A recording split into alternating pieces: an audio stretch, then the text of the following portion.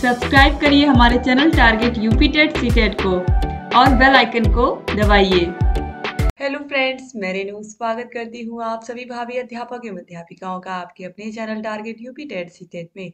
दोस्तों, आज की इस क्लास में हम पढ़ने वाले हैं आपके डीएलएड सेकेंड सेमेस्टर के विज्ञान विषय के मोस्ट इंपॉर्टेंट अतलगुत्री क्वेश्चंस की सीरीज में आपके पवन सीरीज के क्वेश्चंस को, पवन सीरीज के प्रश्नों को यहाँ पर पार्ट 1 में हम कंप्लीट पढ़ेंगे। इसके बाद फिर पार्ट 2 को भी देखेंगे। तो चलिए क्वेश्चन नंबर 1 से स्टार्ट करते हैं। पृथ्वी का उत्पत्ति काल कब से माना जाता है? यानी कि जो पृथ्वी है हमारी, इसकी शुरुआत कब से हुई थी? हम सबको पता है कि पहले आदि मानव आए धरती पर, फिर कैसे उन्होंने आग की खोज की, फिर पहिए की खोज की और धीरे धीरे फिर उन्होंने खेती करना शुरू किया। फिर वो जंगलों को छोड़ करके फिर वो अपने घर बना के रहने लगे। तो एक तरीके से जो पृथ्वी है उसकी शुरुआत कब से हुई, लोग यहाँ पर रहना कब से शुरू किए? तो पृथ्वी का उत्पत्ति काल सौर मंडल की भांति ही आज से लगभग 500 करोड़ वर्ष पूर्व माना जाता है। क्वेश्चन नंबर 2 है, पृथ्वी पर मनुष्य के पूर्वजों को क्या कहा जाता था? तो होमोसेपियंस, निपुच्छ कपि मानव। क्वेश्चन नंबर 3 है, सौर मंडल क्या है? तो सूर्य के परिवार को सौर मंडल कहते हैं, जिसमें 8 ग्रह होते हैं। यानी कि सूर्य और उसके 8 ग्रहों को मिला करके ही सौर मंडल का निर्माण होता है। क्वेश्चन नंबर 4 है, उपग्रह क्या है? समस्त ग्रहों के टूटे हुए पिंडों को ही हम उपग्रह कहते हैं, या हम कह सकते हैं कि ग्रहों का चक्कर लगाने वाले पिंडों को ही उपग्रह कहते हैं। अगर देखा जाए तो सही परिभाषा यही है। जैसे कि पृथ्वी हमारी क्या है? ग्रह है, और पृथ्वी का चक्कर लगाता है चंद्रमा, तो चंद्रमा क्या है? एक उपग्रह है। क्वेश्चन नंबर 5 है, सूर्य का व्यास तथा भार क्या है? तो सूर्य का व्यास 13,93,000 किलोमीटर तथा भार 2.19 गुणे 10 के पावर 27 टन है। क्वेश्चन नंबर 6 है, सूर्य की पृथ्वी से दूरी कितनी है? सूर्य की पृथ्वी से दूरी 14.96 करोड़ किलोमीटर है। आप सोचिए, सूर्य हमसे इतना दूर है, उसके बाद भी गर्मी में कितनी गर्मी होती है। क्वेश्चन नंबर 7 है, सौर मंडल का सबसे बड़ा ग्रह कौन सा है? तो बृहस्पति ग्रह सबसे बड़ा है। क्वेश्चन नंबर 8 है, सौर मंडल का सबसे छोटा ग्रह कौन सा है? तो बुध ग्रह है। क्वेश्चन नंबर 9 है, पृथ्वी का उपग्रह कौन है? तो अभी मैंने आपको बताया कि पृथ्वी का उपग्रह क्या है? चंद्रमा है। क्वेश्चन नंबर 10 है, आकाश गंगा क्या है? तो आकाश गंगा असंख्य तारों का विशाल पुंज है, जिसमें अधिकांश तारे आंखों द्वारा दिखाई नहीं देते। यूनानी भाषा में इसे गैलेक्सी भी कहते हैं। क्वेश्चन नंबर 11 है, सौर मंडल के ग्रहों के नाम बताइए। तो सबसे पहले बुध है, फिर बुध से थोड़ा सा दूर शुक्र है, फिर पृथ्वी, फिर मंगल, फिर बृहस्पति, फिर शनि, फिर अरुण, फिर वरुण। क्वेश्चन नंबर 12 है, तारा मंडल क्या है? तो कुछ तारे सुंदर आकृतियों के रूप में व्यवस्थित होते हैं, इन आकृतियों को ही तारा मंडल कहते हैं। क्वेश्चन नंबर 13 है, आकाश गंगा के तारा मंडलों के नाम बताइए। तो वृश्चिक, ओरियन, सप्तर्षि और कृत्तिका।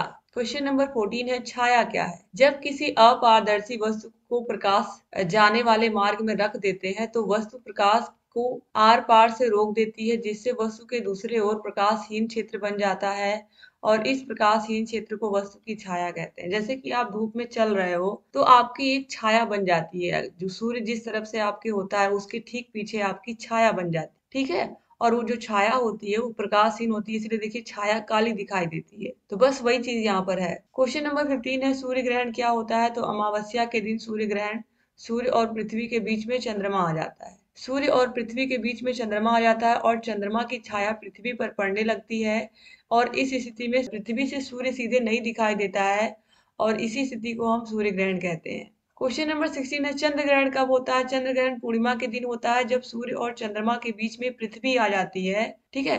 सूर्य और चंद्रमा के बीच में कौन आ जाती है? पृथ्वी आ जाती है, और पृथ्वी की छाया चंद्रमा पर पड़ती है, जिसकी वजह से चंद्रमा से सूर्य दिखाई नहीं देता। तो ऐसी स्थिति में क्या होता है? चंद्र ग्रहण होता है। क्वेश्चन नंबर 17 है, भारतीय अंतरिक्ष संगठन का नाम क्या है? तो ISRO, ISRO, ISRO, Indian space research organisation. Question number 18 है, नासा की स्थापना कब हुई? तो 29 जुलाई 1958 को जो अमेरिकी अंतरिक्ष संगठन है नासा, उसकी स्थापना हुई। क्वेश्चन नंबर 19 है, नासा का पूरा नाम क्या है? तो national aeronautics and space administration, और इसी में सुनीता विलियम्स है जो कि सबसे ज्यादा समय बिताने वाली महिला बन गई हैं स्पेस में। आगे बढ़ते हैं क्वेश्चन नंबर 20 पर, भारत में कितने प्रकार की मृदा या मिट्टी पाई जाती है? तो भारत में कई प्रकार की मिट्टी पाई जाती है। यहाँ पर पूछा है कितने प्रकार की मिट्टी पाई जाती है। देखिए, बलुई मिट्टी, दोमट मिट्टी, चिकनी मिट्टी, जलोढ़ मिट्टी, काली मिट्टी, लाल मिट्टी, लेटेराइट मिट्टी, पर्वतीय मिट्टी, बलुई दोमट तथा पथरीली मिट्टी।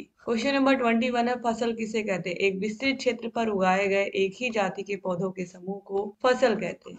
क्वेश्चन नंबर 22 है फसल कितने प्रकार की होती है? अगर हम अपने भारत की बात करें तो भारत में 3 प्रकार की फसलें होती हैं, खरीफ, रबी और जायद की फसलें होती हैं। क्वेश्चन नंबर 23 है सिंचाई की प्रमुख विधियां कौन सी हैं? तो प्रवाह विधि, क्यारी विधि, कुंड विधि, वलय विधि, बार्डर विधि और ड्रिप विधि। क्वेश्चन नंबर 24 है कृषि के प्रमुख यंत्रों के नाम बताओ। तो हल, पटेला, बखर, रेक, फावड़ा, ट्रैक्टर, हैरो, कल्टीवेटर, डिबलर आदि।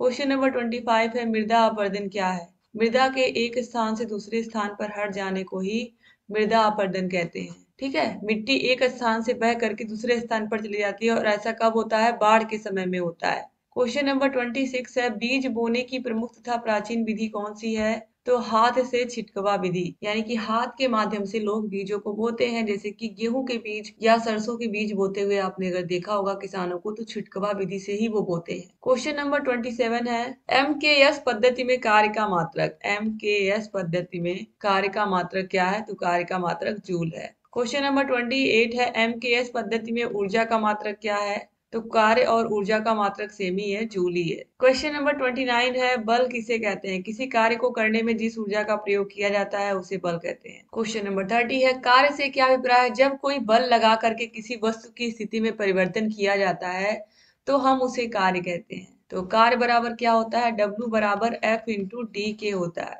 कार्य बराबर बल गुणे बल की दिशा में किया हुआ विस्थापन। क्वेश्चन नंबर 31 है ऊर्जा से क्या अभिप्राय है? किसी वस्तु के कार्य करने की क्षमता को उस वस्तु की ऊर्जा कहते हैं। ऊर्जा अदिश राशि है, ऊर्जा का मात्रक जूल होता है। क्वेश्चन नंबर 32 है यांत्रिक ऊर्जा से क्या तात्पर्य? यदि किसी वस्तु में यांत्रिक कारणों से कार्य करने की क्षमता यांत्रिक ऊर्जा कहलाती है। क्वेश्चन नंबर 33 है यांत्रिक ऊर्जा के प्रकार बताइए। तो यांत्रिक ऊर्जा दो प्रकार की होती है, गतिज ऊर्जा और स्थितिज ऊर्जा। क्वेश्चन नंबर 34 है गतिज ऊर्जा किसे कहते हैं? किसी वस्तु की गति के कारण उत्पन्न ऊर्जा को गतिज ऊर्जा कहते हैं। गतिज ऊर्जा F इक्वल टू होता है हाफ mv स्क्वायर के। क्वेश्चन नंबर 35 है ऊर्जा के विभिन्न रूप है। तो ऊर्जा के विभिन्न रूपों में यांत्रिक ऊर्जा, गतिज ऊर्जा, स्थितिज ऊर्जा, रासायनिक ऊर्जा, ताप ऊर्जा, प्रकाश, ध्वनि ऊर्जा, विद्युत ऊर्जा, आवेशीय ऊर्जा, परमाणु ऊर्जा, सौर ऊर्जा, ये ऊर्जा के विभिन्न रूप हैं। क्वेश्चन नंबर 36 है पृथ्वी पर ऊर्जा का सबसे बड़ा स्रोत कौन सा है? तो हम सभी को पता है पृथ्वी पर ऊर्जा का सबसे बड़ा स्रोत सूर्य है। क्वेश्चन नंबर 37 है गीले कपड़े, गीली लकड़ियां तथा वस्तुएं धूप में रखें तो क्या होता है? तो सभी वस्तुएं सूख जाती हैं। क्वेश्चन नंबर 38 है सूखने की प्रक्रिया में नमी कहाँ चली जाती है? तो वाष्पीकृत होकर के वायु में मिल जाती है। क्वेश्चन नंबर 39 है हवाओं का चलना एवं वर्षा होना किसके कारण संभव है? तो हवाओं का चलना या वर्षा का होना सूर्य की ऊर्जा या सौर ऊर्जा के कारण संभव है। क्वेश्चन नंबर 40 है ईंधन से क्या तात्पर्य है? तो जो पदार्थ दहन की क्रिया द्वारा ऊर्जा प्रदान करते हैं ईंधन कहलाते हैं। जैसे कि लकड़ियां हुई, लकड़ियां क्या है? ईंधन का ही काम करते हैं। एलपीजी जो है वो भी जलता है, ईंधन का ही काम करता है। पेट्रोल, डीजल ये सब ईंधन के ही क्या है? साधन है। क्वेश्चन नंबर 41 है परिवहन के साधन मुख्य रूप से किस पर निर्भर करते हैं? तो परिवहन के साधन पेट्रोलियम उत्पादों पर निर्भर करते हैं, पेट्रोल, डीजल। क्वेश्चन नंबर 42 है विद्युत ऊर्जा का उपयोग कहाँ होता है? तो विद्युत ऊर्जा यानी कि जो बिजली है उसका उपयोग कहाँ कहाँ होता है आपको बताने की जरूरत नहीं है। पंखा, machine, fridge, TV, cooler, computer, AC, इसके अलावा हमारा मोबाइल चार्ज करने में, हर चीज में विद्युत ऊर्जा यानी कि बिजली का ही प्रयोग होता है। क्वेश्चन नंबर 43 है बायोगैस क्या है? तो गोबर गैस प्लांट से उत्पन्न गैस को ही हम बायोगैस कहते हैं। क्वेश्चन नंबर 44 है ऊर्जा के सीमित स्रोत अनवीकरणीय स्रोत कौन कौन से हैं? तो ऊर्जा के ऐसे स्रोत जिन्हें पुनः प्राप्त नहीं किया जा सकता है, जैसे पत्थर, कोयला, पेट्रोलियम उत्पाद ऊर्जा के सीमित स्रोत कहलाते हैं। जैसे कि पत्थर का कोयला या कोयला, पेट्रोलियम उत्पाद ऊर्जा के सीमित उत्पाद हैं। पेट्रोल या कोयला या फिर एलपीजी गैस जिस पर हमारे घरों में खाना बनता है, ये ऊर्जा के सीमित स्रोत है। ये कभी भी खत्म हो सकते हैं, ठीक है, और फिर इन्हें पुनः हम प्राप्त भी नहीं कर पाएंगे। और यहाँ पर आप देखिए, और अगर हम नवीकरणीय ऊर्जा के स्रोतों की बात करें तो नवीकरणीय ऊर्जा में सौर ऊर्जा आ जाएगा, पवन ऊर्जा आ जाएगा, ठीक है, ये सब आ जाएंगे। क्वेश्चन नंबर 45 है आसवन विधि का उपयोग किस कार्य में किया जाता है? तो पेट्रोलियम से मिट्टी का तेल, पेट्रोल, डीजल आदि को बनाने में आसवन विधि को अपनाया जाता है। क्वेश्चन नंबर 46 है, जीवाश्म ईंधन किसे कहते हैं? तो कोयला एवं पेट्रोलियम को ही हम जीवाश्म ईंधन कहते हैं। क्वेश्चन नंबर 47 है, ऊर्जा के असीमित स्रोत या नवीकरणीय स्रोत कौन कौन से हैं? तो देखिए, वायु ऊर्जा, जल ऊर्जा, बायोगैस, सौर ऊर्जा पुनः प्राप्त होने वाले ऊर्जा के स्रोत हैं। इन्हें ही ऊर्जा के सीमित स्रोत कहा जाता है, क्योंकि ये कभी खत्म नहीं होंगे। क्वेश्चन नंबर 48 है, रुधिर को ऊर्जा कहाँ से प्राप्त होती है? तो रुधिर को ऊर्जा भोजन से प्राप्त होती है। भोजन से ही, जो भोजन हम करते हैं वही तो हमारे खून में जाता है। क्वेश्चन नंबर 49 है, जीवन के अस्तित्व को बनाए रखने के लिए कौन से साधन आवश्यक है? तो जीवन के अस्तित्व के लिए भोजन, कपड़ा, मकान, यातायात, शिक्षा एवं मनोरंजन के साधन अति आवश्यक है। क्वेश्चन नंबर 50 है, वैकल्पिक ऊर्जा के कौन कौन से स्रोत हैं? तो सौर ऊर्जा, गतिमान वायु, जल, समुद्री ज्वार भाटा, जैव मात्रा, बायोगैस वैकल्पिक ऊर्जा के साधन है। क्वेश्चन नंबर 51 है, सोलर कुकर से आपका क्या आशय है? सौर ऊर्जा को ऊष्मा के रूप में एकत्रित करके इसको सोलर कुकर द्वारा भोजन पकाने में उपयोग करते हैं। क्वेश्चन नंबर 52 है, सौर सेल या सोलर सेल किसे कहते हैं? तो सूर्य का प्रकाश ऊर्जा को विद्युत ऊर्जा में बदलने की उक्ति को सौर सेल कहा जाता है। सूर्य के प्रकाश की ऊर्जा को विद्युत ऊर्जा में बदलने की युक्ति को ही सौर सेल कहा जाता है। अधिक संख्या में विद्युत धारा प्राप्त करने के लिए अधिक संख्या में सोलर सेलों को जोड़ा जाता है, जिसे सोलर पैनल कहते हैं। बहुत सारे घर की छतों में लगा होता है दोस्तों, मेरे घर में भी लगा हुआ है। ये सोलर पैनल एक तरीके से ऐसे बड़े बड़े ब्लॉक होते हैं, जिनको जोड़ करके ऐसे 6, 8, 10 जितने का आप लगवाना चाहो, इस तरह से आपने भी देखा होगा आपके गाँव में, आपके शहर में। और ये एक तरीके से सोलर सेल बन जाते हैं, जो कि विद्युत ऊर्जा में, सूर्य की ऊर्जा को विद्युत ऊर्जा में कन्वर्ट कर देते हैं, जिससे हमारे घरों में फैन या छोटी मोटी चीजें जो है वो चल जाती हैं। ठीक है। क्वेश्चन नंबर 53 है, सोलर पैनल का प्रयोग विशेष रूप से कहाँ किया जाता है? तो दूरस्थ ग्रामीण क्षेत्रों में जहाँ विद्युत उपलब्ध नहीं है, वहाँ रोशनी, रेडियो, टीवी तथा जल पंप चलाने के लिए सोलर पैनल का प्रयोग विशेष रूप से किया जाता है। और आज के समय में भी बहुत तेजी से दोस्तों सोलर पैनल का प्रयोग बढ़ रहा है।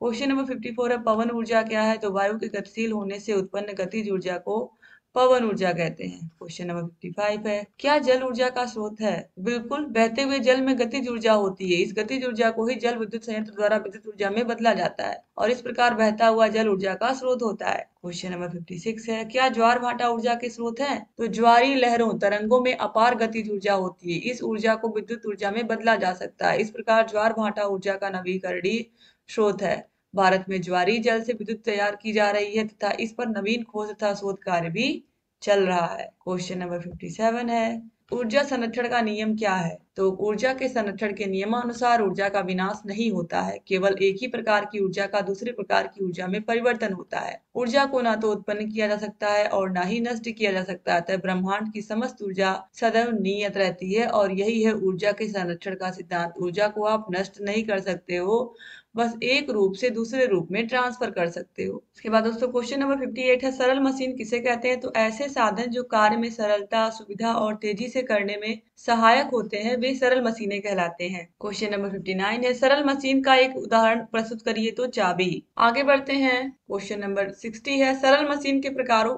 के उल्लेख करें तो उत्तोलक है, पेंच है, घिरनी है, झुका तल है, पहिया है, धुरी है। ठीक, तो सरल मशीनों में उत्तोलक, पेंच, घिरनी, झुका हुआ तल, पहिया, धुरी, ये सब आ जाएंगे। तो इस तरीके से टोटल 60 क्वेश्चंस को आपने पार्ट 1 में कंप्लीट किया। अब जितने भी क्वेश्चंस बचे हुए हैं उनको हम पार्ट 2 में खत्म कर देंगे पढ़ा करके, और इस तरीके से आपके विज्ञान विषय के पवन सीरीज के पार्ट 1 के प्रश्न कंप्लीट होते हैं दोस्तों। अगर आपको सेकेंड सेमेस्टर के सातों विषयों के हाथों से लिखे हुए हैंड रिटेन नोट्स चाहिए, जो मैंने खुद लिख के बनाए हैं, अगर आपको सारे विषयों के चैप्टर वाइज टेस्ट, सारे विषयों के प्रीवियस ईयर क्वेश्चन पेपर्स, सारे विषयों के रजन सीरीज, पवन सीरीज की पूरी पीडीएफ चाहिए, तो ये सब आपको मिलेंगे हमारे ऐप में। ऐप का नाम है अस्तित्व एकेडमी। ऐप की लिंक आपको मिल जाएगी डिस्क्रिप्शन बॉक्स और कमेंट बॉक्स में।